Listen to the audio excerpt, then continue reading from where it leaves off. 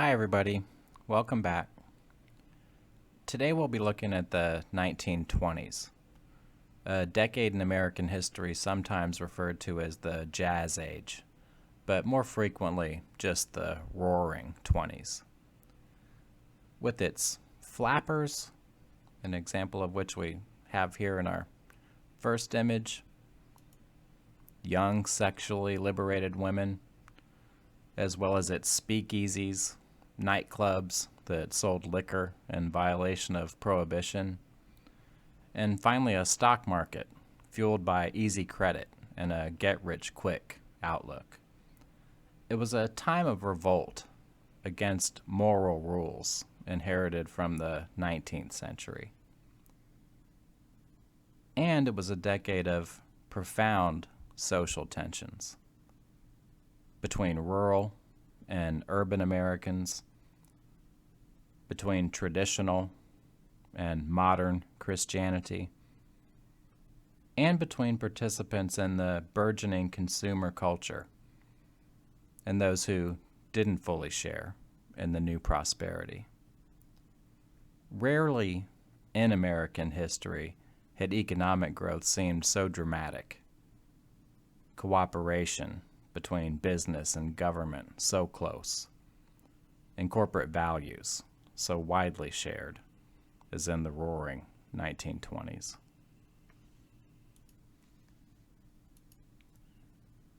Productivity and economic output rose as new industries such as chemicals, aviation, and electronics flourished, while older ones such as food processing and the manufacture of household appliances adopted Henry Ford's moving assembly line. Annual automobile production tripled during the decade, from 1.5 to 4.8 million, and stimulating in the process steel, rubber, and oil production. By 1929, half of all Americans owned a car. American multinational corporations extended their sway across the globe. With Europe still recovering from World War I, American investment overseas far exceeded that of other countries. It was in this period that the dollar replaced the British pound as the most important currency of international trade. U.S. companies produced 85% of the world's cars and 40% of its manufactured goods. General Electric and International Telephone and Telegraph bought up companies in other countries. International Business Machines, or IBM, became the global leader in office supplies. And finally, American companies took control of raw materials abroad. Everything from rubber in Liberia to oil in Venezuela.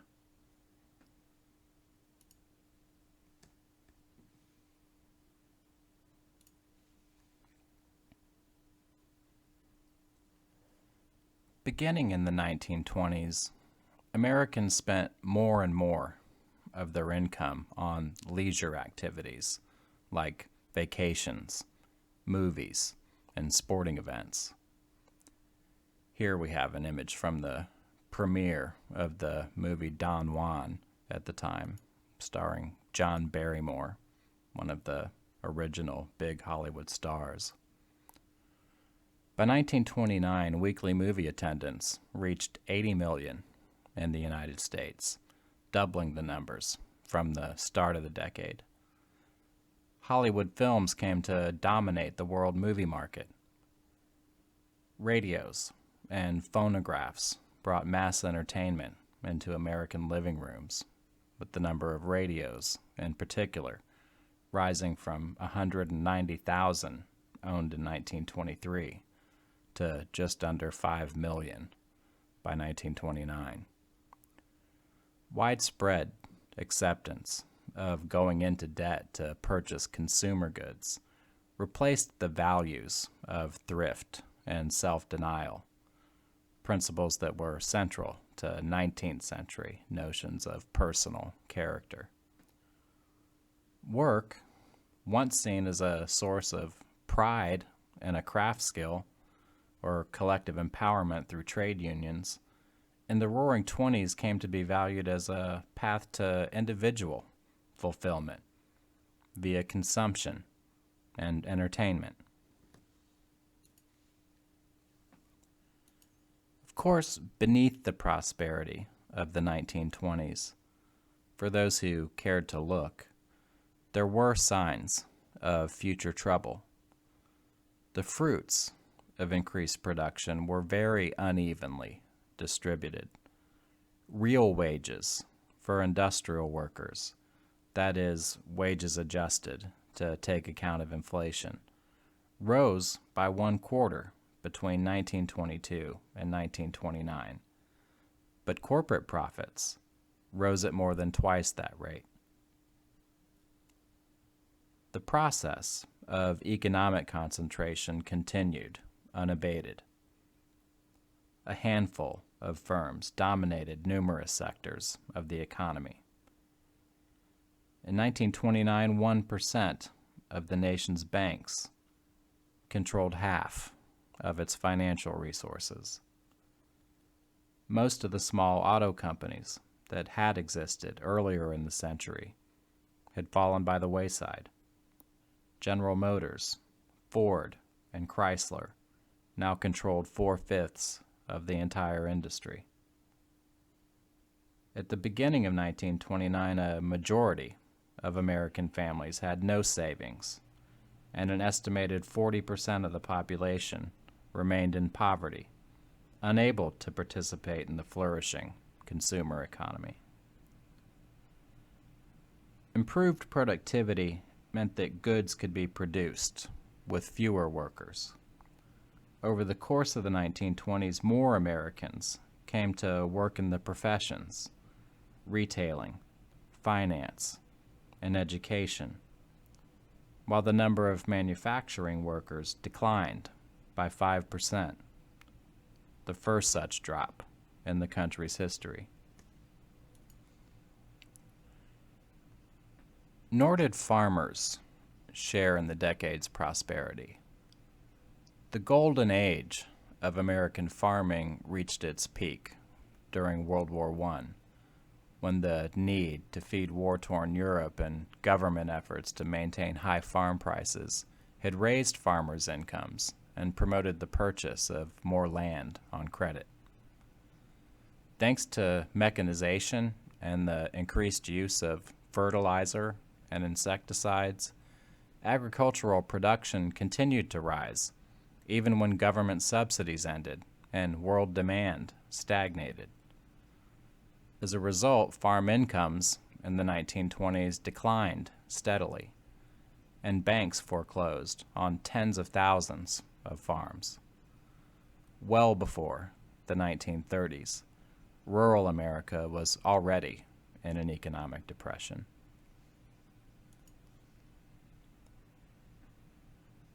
Despite America's underlying economic problems, businessmen like Henry Ford were viewed as cultural heroes.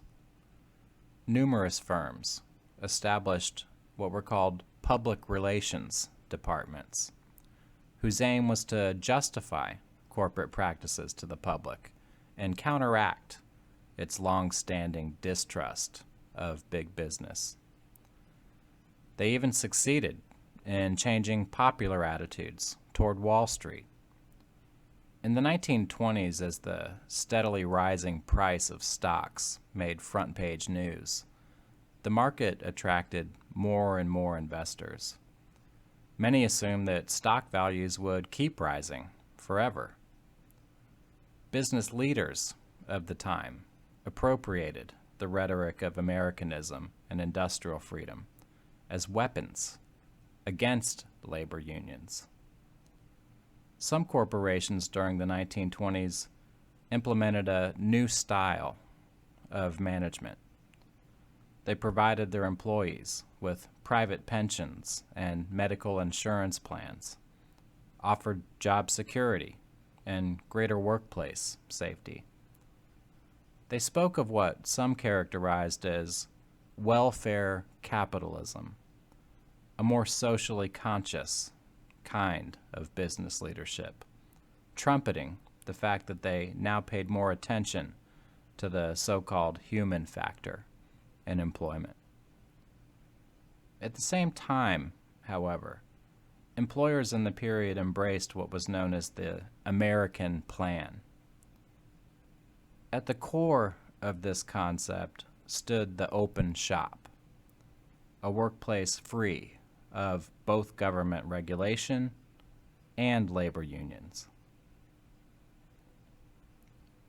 Even the most forward-looking companies continued to employ strikebreakers, private detectives, and the blacklisting of union organizers to prevent or defeat strikes.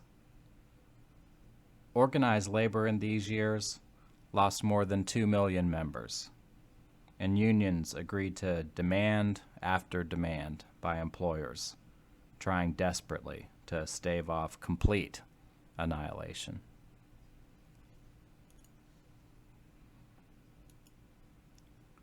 Just like the labor movement, feminists struggled to adapt to the new political situation. The achievement of suffrage in 1920 ultimately worked to eliminate the bond of unity among various female activist groups. The long-standing division between two competing conceptions of women's freedom, one based on motherhood, the other on individual autonomy and the right to work, crystallized in the 1920s in the debate over an Equal Rights Amendment to the Constitution, promoted by Alice Paul and the National Women's Party. Here we have an image of Paul on the far left with other leaders of the party. The ERA, as it came to be known, proposed to eliminate all legal distinctions on account of sex. In Paul's opinion, the ERA followed logically from winning the right to vote. Having gained political equality, she insisted, women no longer required special legal protection. What they needed was equal access to employment, education, and all the other opportunities of citizens. To supporters of mothers' pensions and laws limiting women's hours of labor, however, which the ERA would sweep away, the proposed amendment represented a giant step backward. Apart from the National Women's Party, every major female organization of the time opposed the Equal Rights Amendment, and the campaign ultimately failed.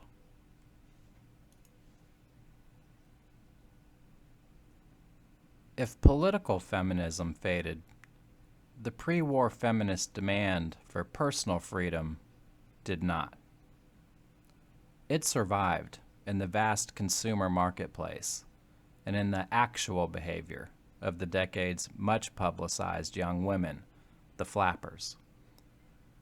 No longer one element in a broader program of social reform, sexual freedom now meant individual autonomy or personal rebellion. With her bobbed hair, short skirts, public smoking and drinking, and unapologetic use of birth control methods such as the diaphragm, the young single flapper epitomized the change in standards of sexual behavior, at least in large cities. Here in this photograph, we have a couple of flappers smoking in a train car.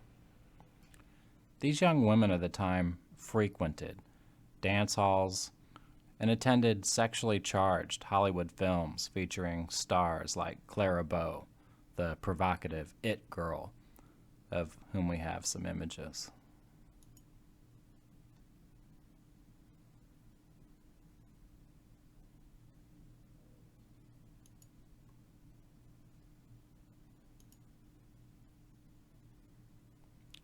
The male heartthrob of the period was Rudolph Valentino, who we also have here in a couple of photos. He was the original on-screen Latin lover. This new freedom experienced by the flappers, unfortunately, was available only during one phase of a woman's life.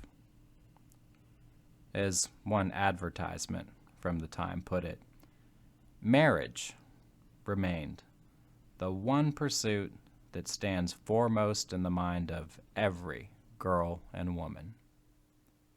Upon finding husbands, women were expected to seek freedom exclusively within the confines of the home.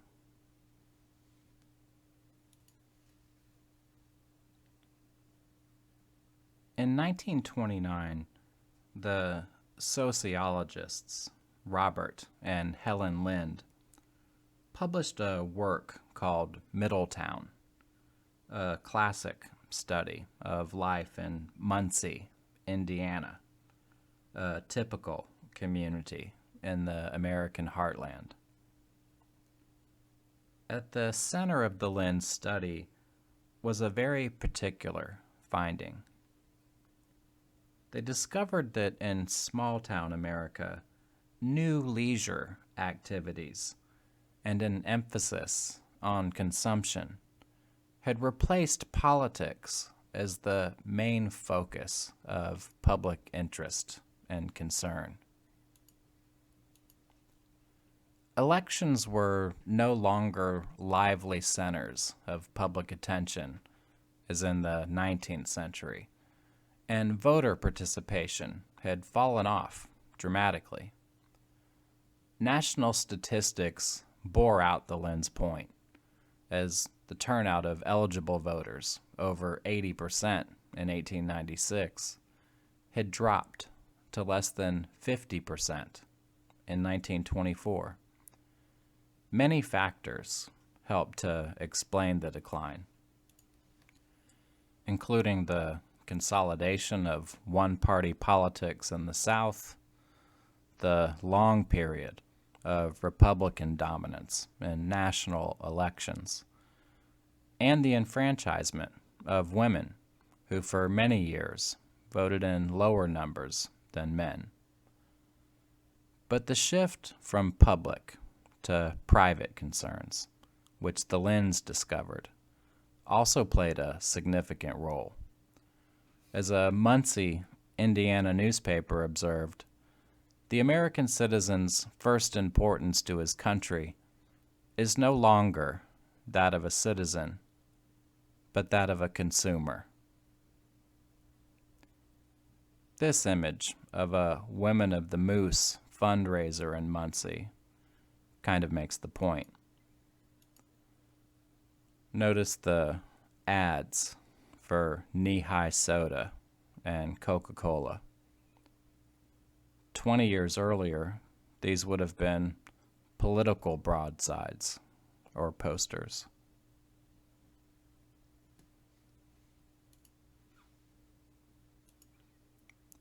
As far as government policies went, they reflected this pro-business ethos of the time.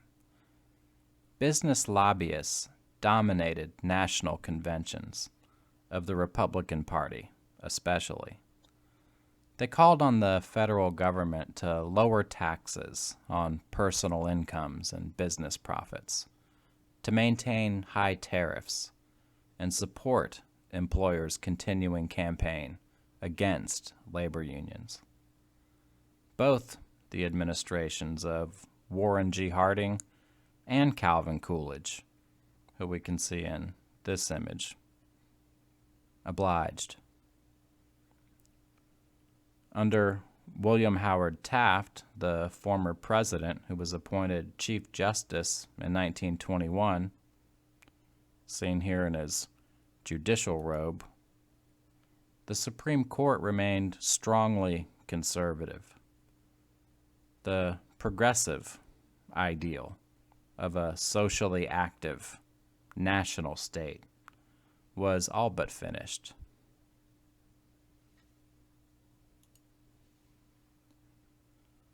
Warren G. Harding, who we see again here, took office as president in 1921, promising a return to normalcy after an era of progressive reform and World War. His administration, however, reflecting the prevailing get-rich-quick mentality, became one of the most corrupt in American history, perhaps excepting today's. Harding surrounded himself with cronies who used their offices for private gain. The Attorney General, who we have in this photo, Harry Doherty, accepted payments not to prosecute accused criminals. The most notorious scandal of the Harding years involved Secretary of the Interior, Albert Fall, captured in this image, who accepted nearly $500,000 from private businessmen to whom he leased government oil reserves at Teapot Dome, Wyoming. Fall became the first cabinet member in U.S. history to be convicted of a felony.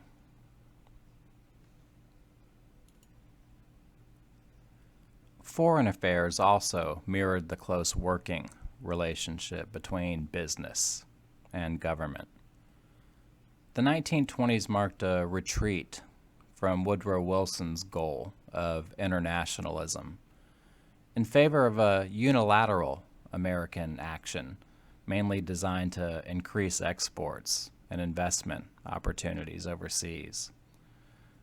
In many ways, the isolationism of the 1920s represented a reaction against the disappointing results of Wilson's military and diplomatic pursuit of freedom and democracy abroad. Even as American diplomats continued to press for access to foreign markets, what was known as the Fordney-McCumber Tariff of 1922 raised taxes on imported goods to their highest ever levels, a clear repudiation of Wilson's principle of promoting free trade.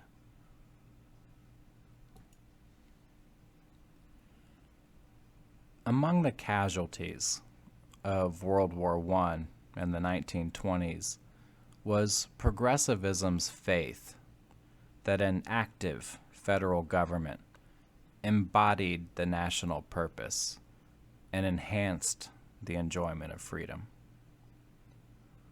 Wartime and post-war repression, prohibition, and the pro-business policies of the period all illustrated, in the eyes of many progressives, how public power could go grievously wrong.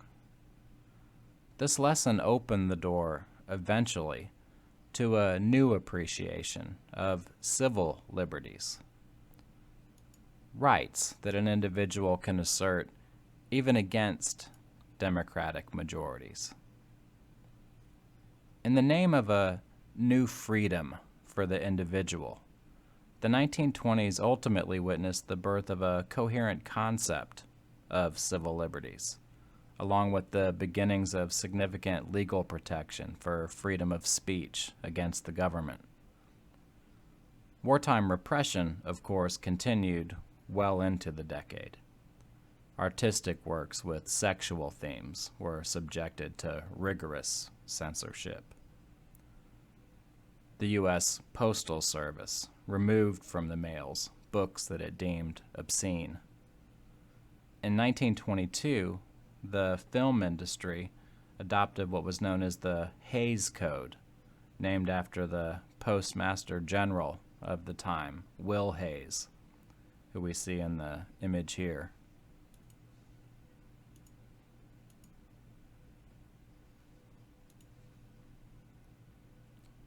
The Hayes Code was a sporadically enforced set of guidelines that prohibited movies from depicting things like nudity, long kisses, and adultery.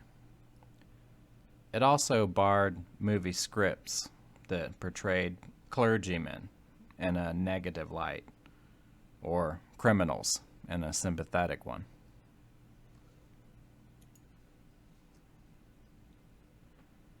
Very slowly, but steadily, however, as we've noted, a defense of free speech and civil liberties started to blossom.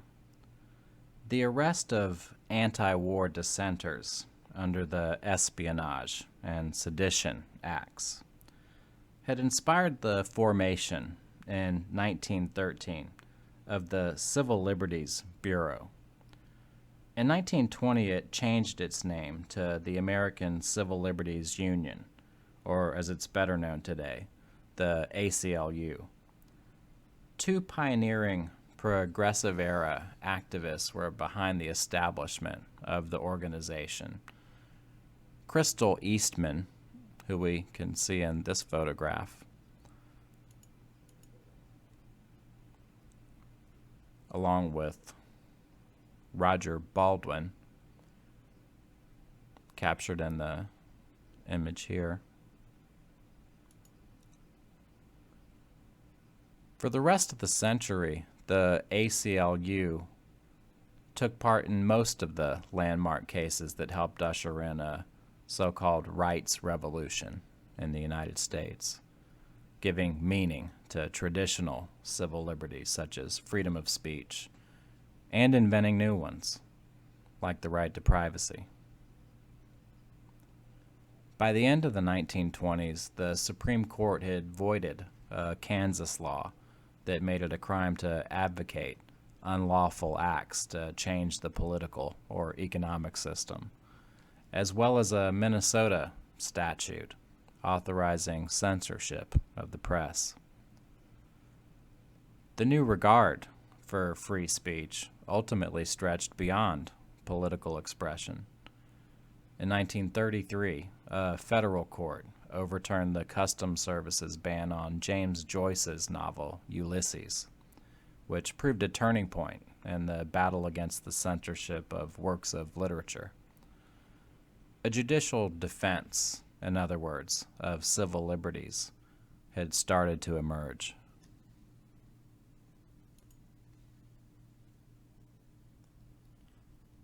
Although many Americans embraced modern urban culture with its religious and ethnic pluralism, mass entertainment, and liberated sexual rules, others found it alarming. Many evangelical Protestants felt threatened by the decline of traditional values and the increased visibility of Catholicism and Judaism because of immigration. They also resented the growing presence within mainstream Protestant denominations of so-called modernists, people who sought to integrate science and religion and adapt Christianity to the new secular culture. Convinced that the literal truth of the Bible formed the basis of Christian belief, fundamentalists, as they came to be known, launched a campaign to rid Protestant denominations of modernism and to combat the new individual freedoms that seemed to contradict traditional morality. Fundamentalism remained an important strain of 1920s culture and politics. Prohibition, which fundamentalists strongly supported, succeeded in reducing the consumption of alcohol as well as public drunkenness and drink-related diseases. Prohibition, however, remained a deeply divisive issue.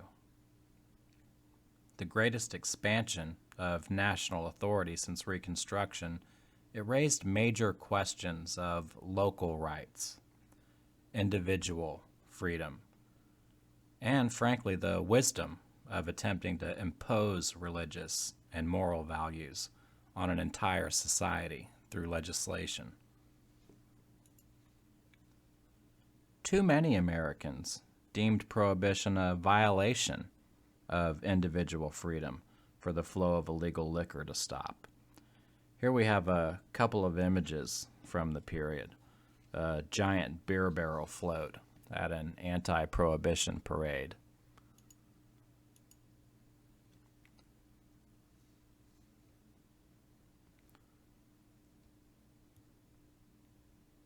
Along with a repeal the 18th Amendment advertisement.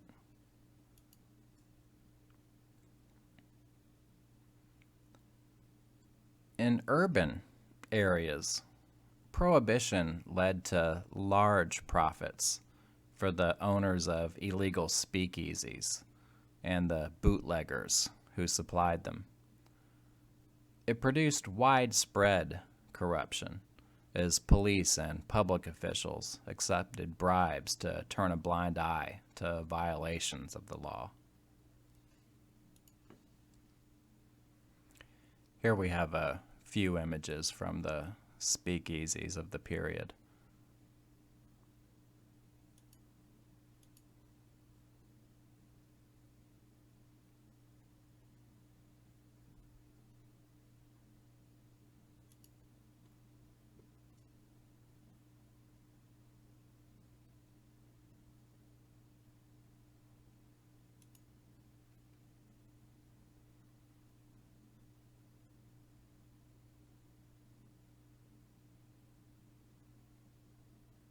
A couple more here of the bootlegging gangs of the time that reached notoriety.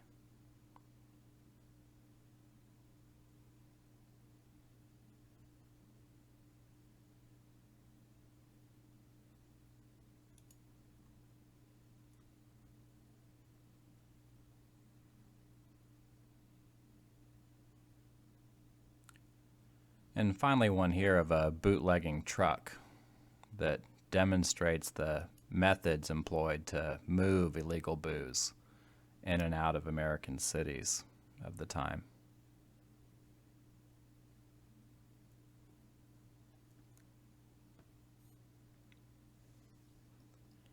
In 1925, a trial in Tennessee threw into sharp relief the division between traditional values and modern secular culture.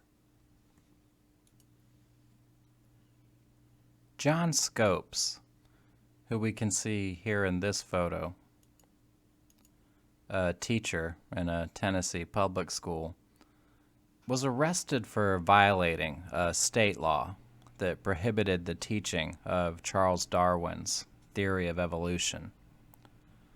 His trial became a national sensation. The Scopes trial, as it came to be known, or sometimes the monkey trials, reflected the enduring tension between two American definitions of freedom.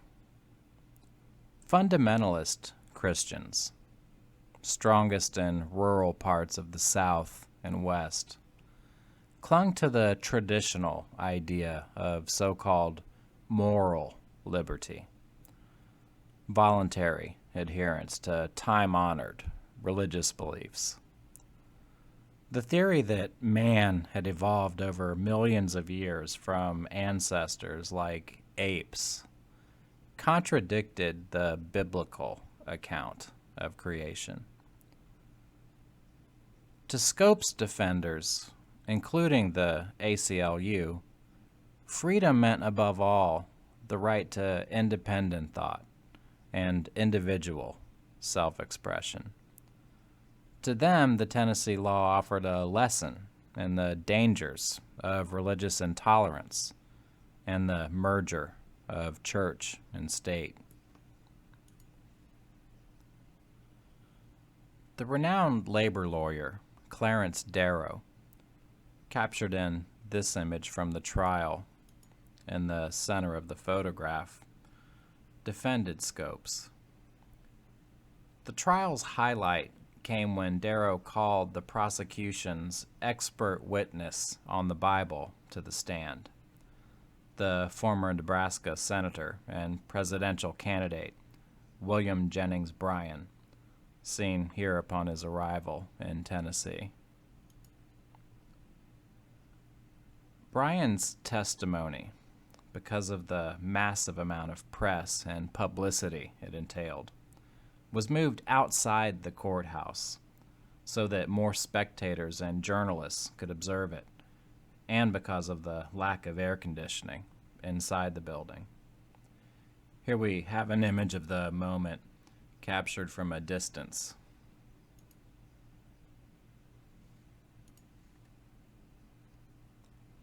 Under questioning, Bryan revealed an almost complete ignorance of modern science, proving unable to respond effectively to Darrow's queries. Asked whether God had actually created the world in 6 days, Bryan replied that these should be understood as ages, in his words, not 6 days of 24 hours.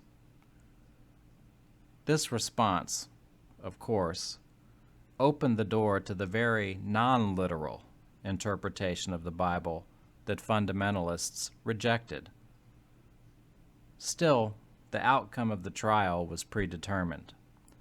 This image of demonstrators during the Scopes trial makes clear what his chances for a fair trial actually looked like. The fundamentalist jury found Scopes guilty. Later, the Tennessee Supreme Court overturned his conviction on a technicality, and the fallout from the trial was that for many years afterward, fundamentalists retreated from battles over public education, preferring to build their own schools where teaching could be done as they saw fit. They would rejoin the fight, however, toward the end of the 20th century, and as we all know, or should, the teaching of Darwin's evolution theory still arouses intense debate in parts of the United States where fundamentalist Christianity predominates.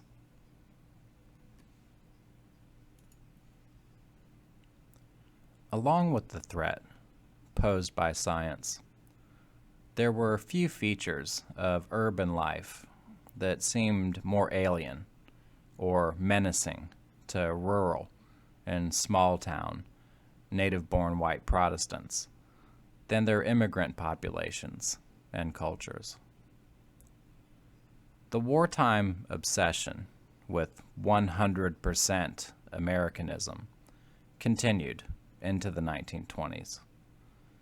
The most disturbing expression of this idea that the enjoyment of American freedom should be limited on religious and ethnic grounds was the reemergence of the Ku Klux Klan in the period. Here we see a couple of images from a 1925 Klan rally in the nation's capital, Washington, D.C., along with one from a small-town Klan gathering of the time.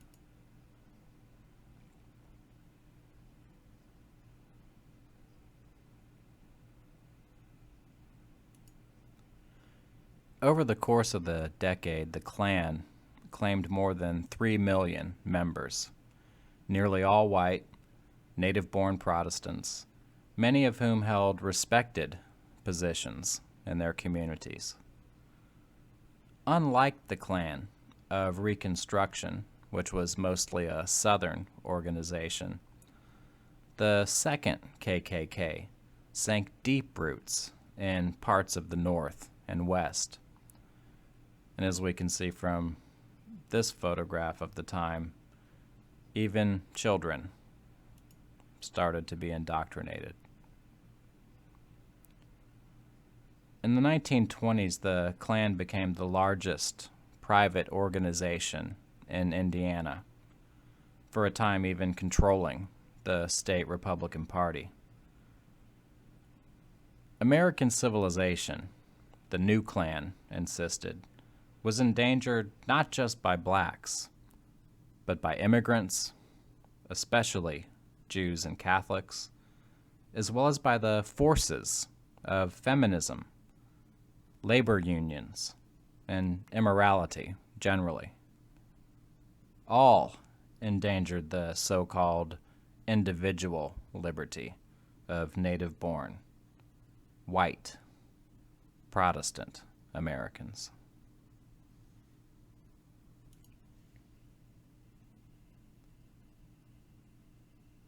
In line with this divisive and threatening spirit of the time, Congress fundamentally altered the nation's immigration policy.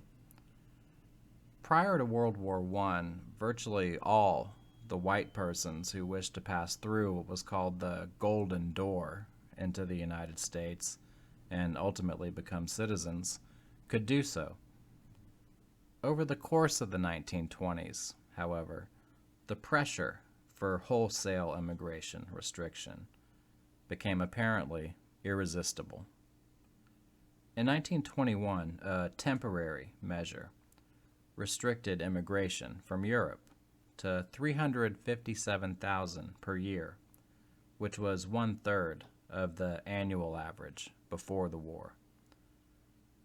3 years later, Congress permanently limited European immigration to 150,000 per year, distributed according to a series of nationalist quotas that severely restricted the numbers from Southern and Eastern Europe.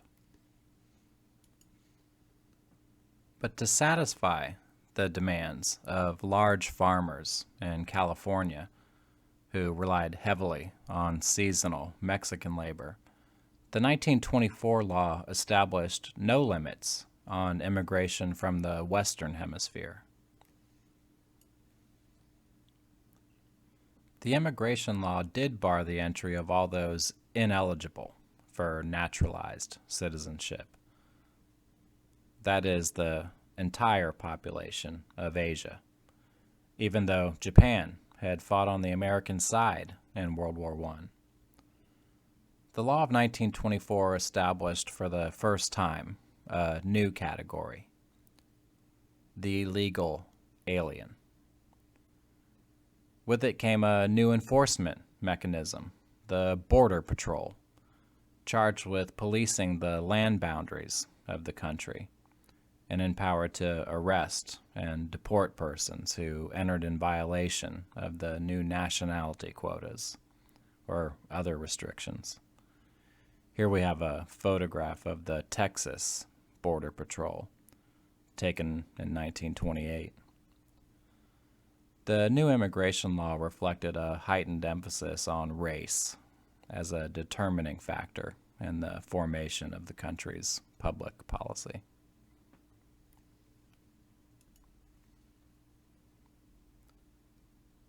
In the face of immigration restriction, prohibition, revived KKK, and widespread anti-Semitism and anti-Catholicism, immigrant groups asserted the validity of cultural diversity and identified toleration of difference, religious, cultural, and individual, as the essence of American freedom.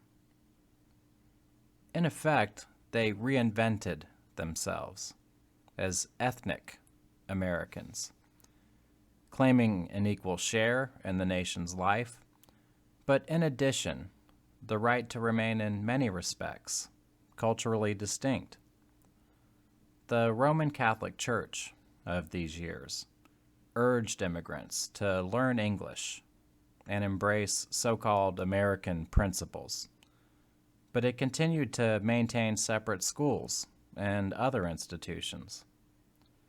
Throughout the country, organizations like the Anti-Defamation League, or ADL, founded in 1913 to fight anti-Semitism, lobbied in the name of personal liberty for laws prohibiting discrimination against immigrants by employers, colleges, and government agencies. Here in this image, we have some of the early members of the Anti-Defamation League. The efforts of immigrant communities to resist coerced Americanization and of the Catholic Church to defend its school system ultimately broadened the definition of liberty for all Americans.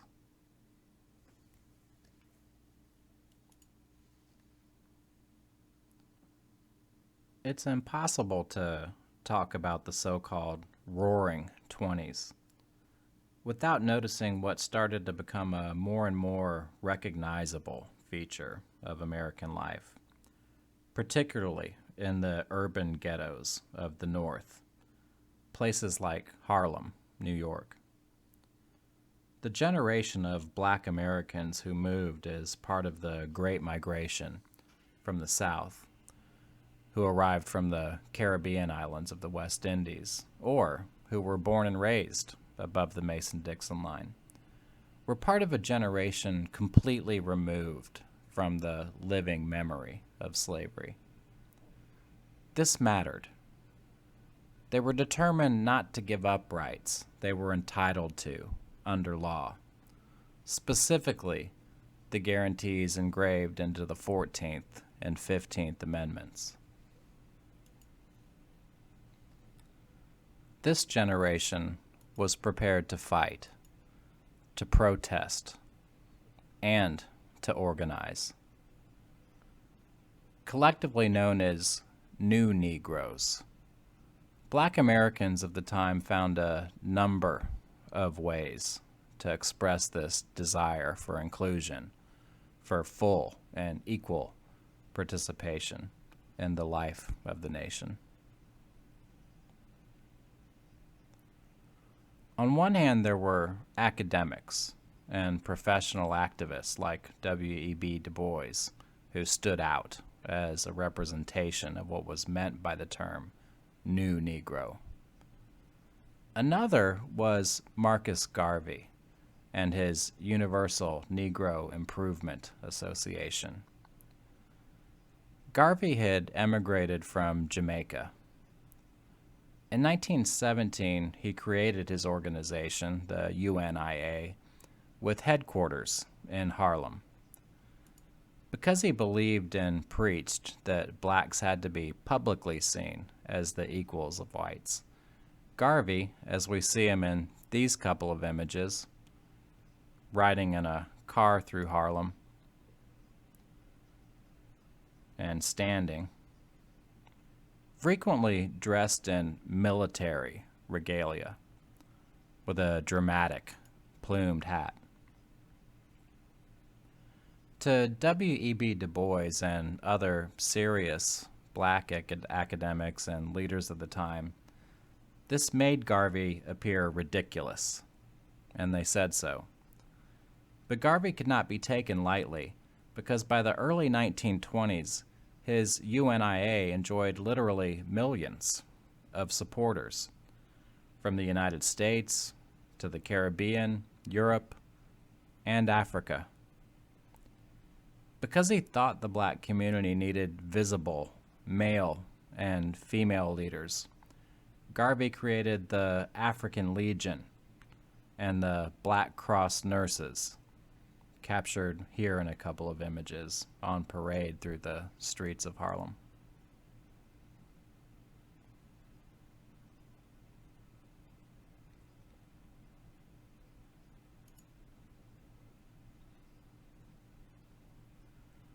Working class and poor urban blacks especially found much that they liked in Garvey's philosophy.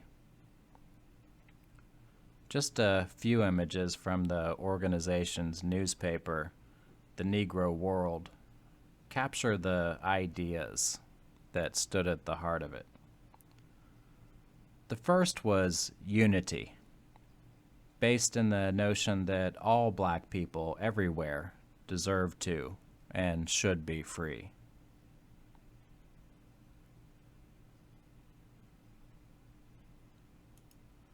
The second was a pride in everything African, a sort of celebration of the notion that black is beautiful long before the 1960s.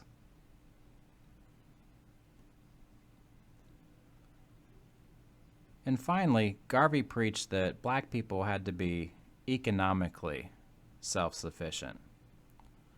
To that end, he established entities like the Negro Factories Corporation, the Black Star Line, a short-lived small fleet of ships meant to facilitate commerce with and emigration to Africa.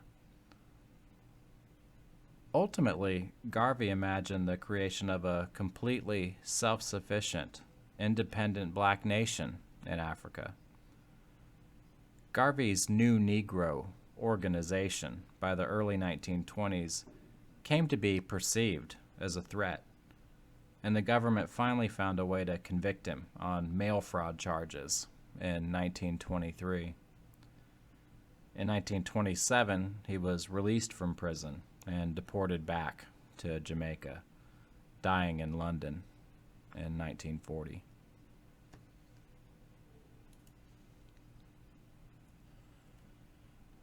Harlem in these years became famous, not just for Marcus Garvey and the Universal Negro Improvement Association, but more specifically it gained an international reputation as the very capital of Black America.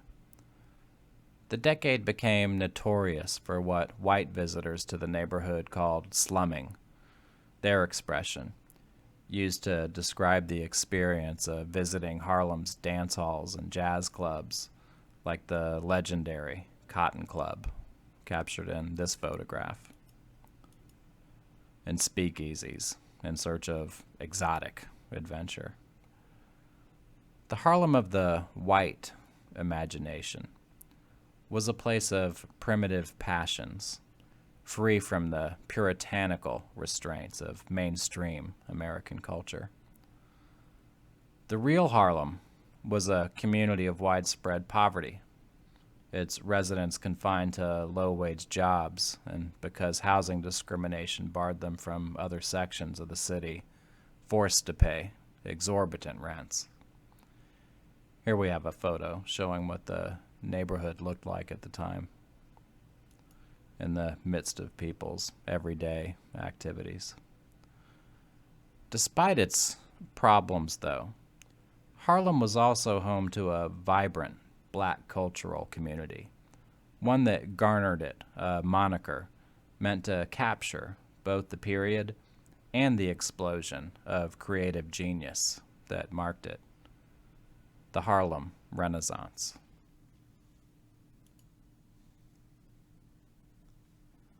Black artists of the time established links with New York's white artistic mainstream, intellectuals and others who sponsored them and supported their career aspirations, and saw to it that their works were published and recorded. Some of the most notable figures were poets and novelists, such as County Cullen, who we see in this image,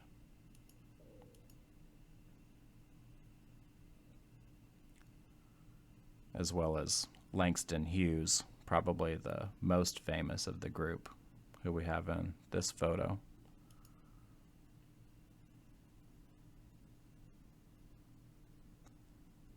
And the Jamaican-born poet Claude McKay, captured here. Others were Broadway performers in lead roles for the first time, starring in shows like Dixie to Broadway and Blackbirds. Singers like Florence Mills, who we see here.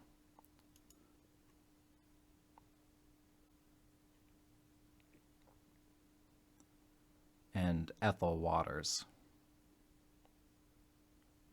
captured in this photo, along with tap dancers like Bill Robinson.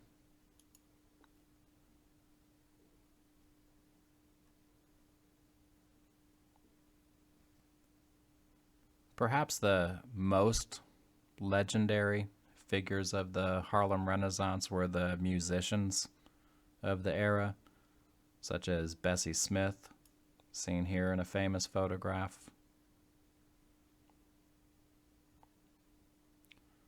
Of course, there was Louis Armstrong.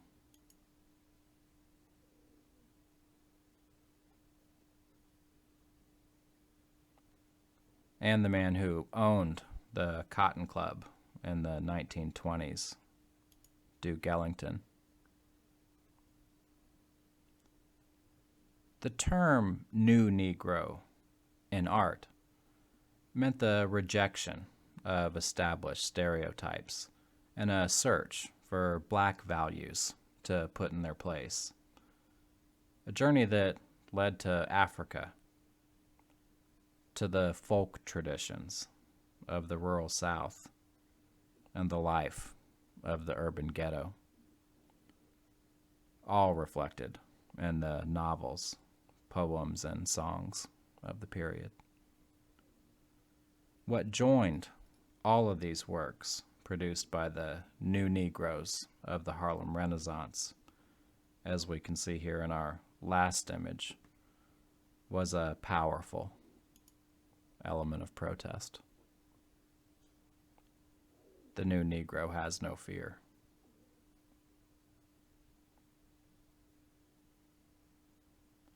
All right, so that does it for our discussion of the Roaring Twenties. We'll pick things up next time with the stock market crash of 1929 and the Great Depression that engulfed the world in the 1930s.